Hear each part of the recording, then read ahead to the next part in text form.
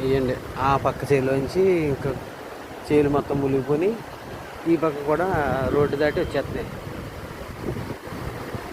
ఒక అడుగు లోతులో రోడ్డు పక్కన పల్లంగా ఉంది కదండి, మునిగిపోయి అవతల నుంచి యువతల చేలు కూడా మెల్లమెల్లగా సాయంత్రం నైట్కి మొత్తం మునిగిపోతుంది.